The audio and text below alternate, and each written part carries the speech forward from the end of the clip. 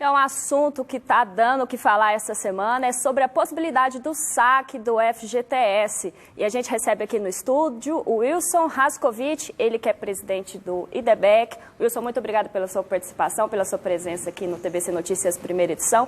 Queria te perguntar o que isso deve impactar no financiamento de imóveis, já que este, lá na Caixa, é um recurso que garante financiamento de imóveis, principalmente para baixa renda.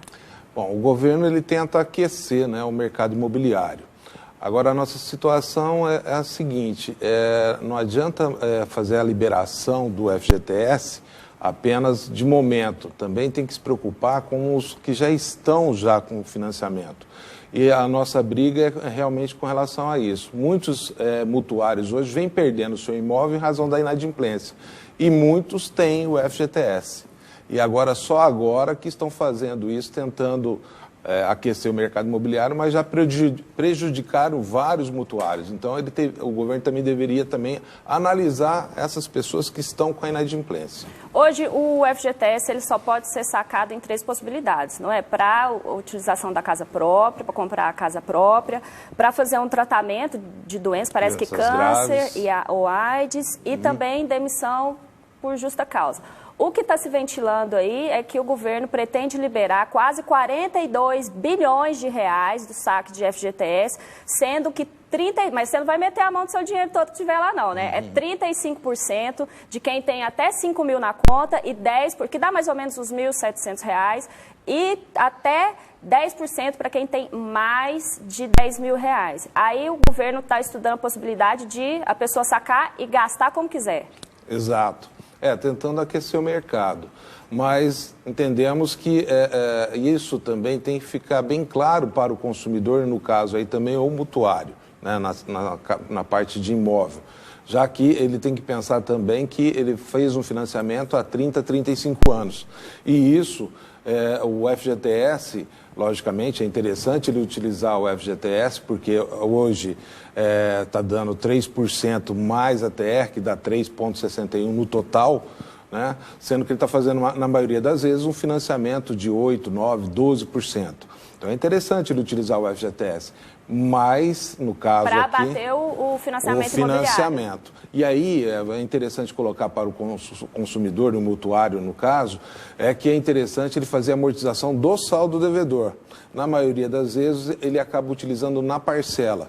E não é tão interessante, já que ele vai continuar pagando 30, 35 anos de financiamento. Ao passo ele conseguir diminuir isso no saldo devedor, ou seja, diminuindo o tempo de financiamento, tranquilamente ele vai pagar menos juros. E por que o setor da construção civil está preocupado, então, com essa possível liberação do FGTS para se usar como quiser?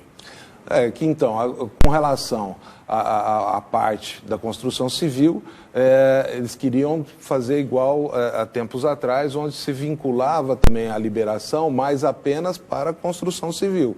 Ou seja, para fazer a compra de material de construção e também de eletrodomésticos. Então, teve uma época que se utilizou também nesse sentido. Ao passo que, do jeito que está se ventilando aqui, vai poder utilizar o FGTS para diversas coisas. E aí, então, não vai ser destinado a um determinado setor.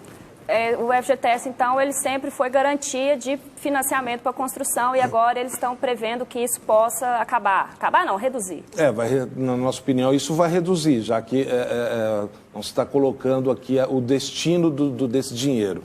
Né? E acaba, logicamente, aquele consumidor não pensando muitas vezes no caso da parte imobiliária, ou alguns que não têm também o seu imóvel financiado, acaba gastando em outras coisas que muitas vezes não teria necessidade. Você falando aí do FGTS para ser utilizado no abatimento, hoje a Caixa proporciona que isso aconteça, né? Que além de você poder dar como entrada no financiamento do seu imóvel, você também pode usar o FGTS, o seu valor em conta, para fazer abatimento em parcelas? Sim, mas aí existem alguns requisitos. Hoje seria o quê?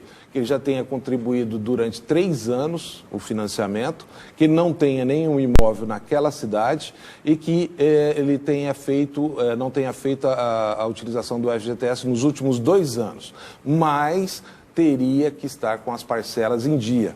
E a nossa briga aí é com relação a isso. Ora, se a pessoa, aquele mutuário que está precisando realmente de utilizar o FGTS, na maioria das vezes é porque ele está com a parcela em atraso, né? E hoje nós temos, se a gente verificar nos jornais, verifica-se que muitos mutuários estão perdendo seu imóvel em razão da inadimplência, que poderia estar sendo utilizado esse FGTS. Então, se nós colocarmos aí nos últimos 5 anos o tanto de mutuário que perdeu seu imóvel, mesmo tendo o FGTS, e na maioria das vezes tendo que se valer do Poder Judiciário para isso, não acho compatível.